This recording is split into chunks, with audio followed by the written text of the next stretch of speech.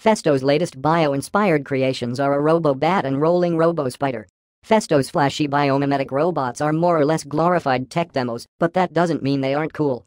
Its latest units moved in imitation of two unusual animals, a tumbling spider and a flying fox. The bionic wheelbit, when walking, isn't anything we haven't seen before. Hexapedal locomotion has been achieved by countless roboticists. One recent project even attempted to capture the spontaneity of an insect's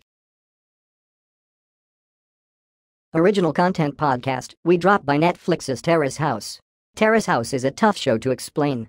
Like The Real World and other reality TV, the show puts a group of largely young and attractive strangers together in a house. And while there's drama, it's scaled way back so that passive-aggressive remarks about soup can end up dominating an episode. Uber is shutting down its on-demand delivery service, UberRush. Uber is shutting down UberRush, its on-demand delivery service, reports TechCrunch. The company said in an email to customers that it will be ending the program on June 30, 2018. The company launched the on-demand delivery service in 2014 in Manhattan, which allowed users to hire someone to pick up a package and deliver it to another location. Here are the 2018 Hugo Award nominees. The nominees for the 2018 Hugo Awards were announced today, representing the best science fiction and fantasy literature published in 2017. The awards are overseen by the World Science Fiction Society and are selected by members of the World Science Fiction Convention. Login Sleeping with Monsters, Readings and Reactions in Science Fiction and Fantasy by Liz Bork. Best Graphic Story Black Bolt, Volume 1, Hard Time written by Saladin Ahmed, illustrated by Christian Ward, lettered by Clayton Cowles. Bitch Planet, Volume 2, President Bitch written by Kelly Sue DeConnick, illustrated by Valentine Delandro and Taki Soma, colored by Kelly Fitzpatrick, lettered by Clayton Cowles. Monstrous, Volume 2, The Blood written by Marjorie M. Arbitra wants to create an anti-feed where users can only share one thing at a time. At a time when the models of traditional social networks are being questioned, it's more important than ever to experiment with alternatives. Arbitra is a proposed social network that limits users to sharing a single thing at any given time, encouraging ruthless self-editing and avoiding nasty things like endless feeds filled with trivial garbage. The answer is, how else do you think we're going to replace Facebook? Does Ready Player One reveal the future of VR? Maggie Lane contributor share on Twitter. Maggie Lane is a writer and producer of virtual reality experiences and covers the industry for various publications.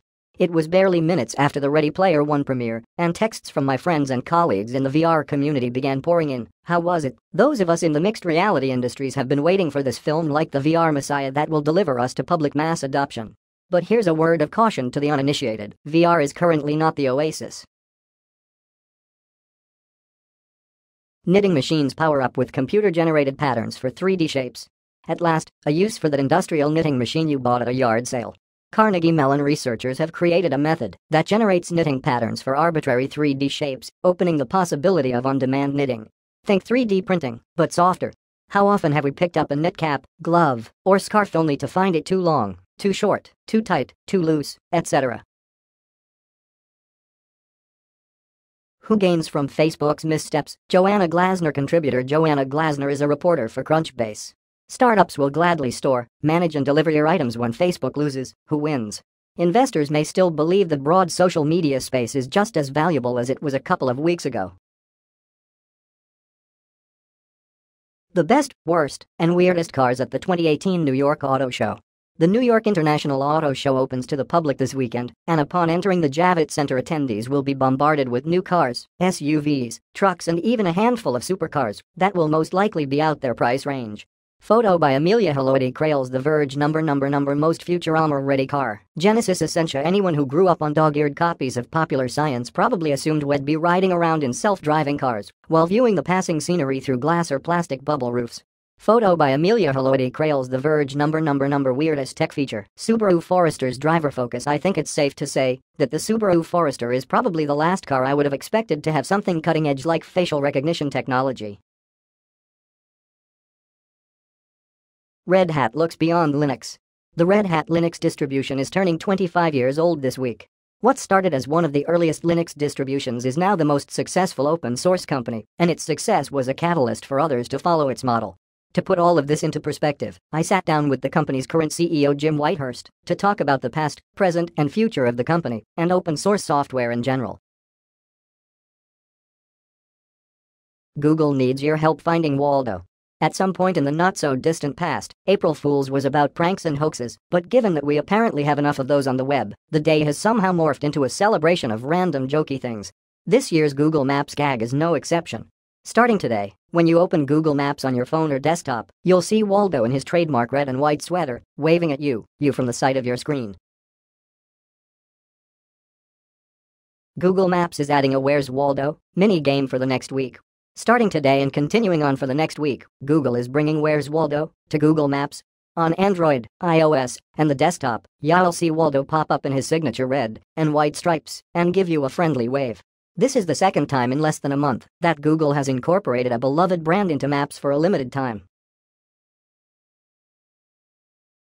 Tapster's robots are built to poke touchscreens. The CEO and crew are at their desks when I knock on the door, intently assembling robots to fulfill the company's latest order. Tapster is about as lean as startups get. An accidental startup of sorts, Tapster formed was while Jason Huggins was working as CTO of his previous company, Sauce Labs, a selenium testing startup. PC Mag called this VPN outstanding, and at this price, we can see why. Hooking up with the right virtual private network, VPN, service usually comes down to two factors: landing a fast, secure connection, and securing a killer deal.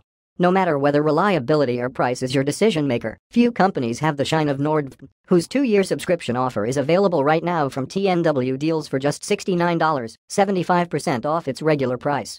It landed that rave for its top-flight protection from all online security threats, including cyber thieves, internet watchdogs, or even snooping family and friends. Birds don't fart, neither do sloths, and other secrets of number deciphered.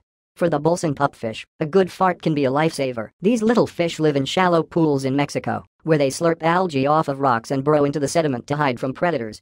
But that's not even the worst part. If they don't fart in time, sometimes it's so bad that they explode, says Donnie Rabbiati, a zoology graduate student at University College London. These pupfish are among the 80 different animals that Rabbiati, her co-author Nicholas Caruso, a postdoctoral scientist at Virginia Tech, and illustrator Ethan Kokak describe in the new book Does It Fart?